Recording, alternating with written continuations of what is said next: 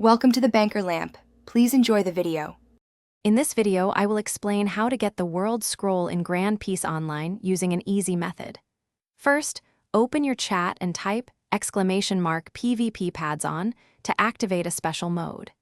This simple command will disable all sea beasts and prevent marine ships from chasing you, making your journey much safer. It's a crucial first step for a stress-free scroll hunt.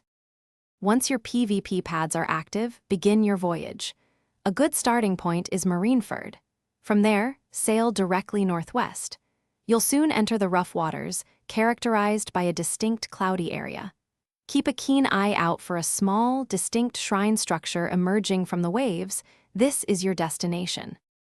Upon reaching the shrine, search for a small pedestal. The World Scroll will appear on it, ready for collection. Remember, if it's not there, it respawns roughly every 10 minutes, so be patient. Once you spot it, simply approach the pedestal and press your Alt key to secure the scroll.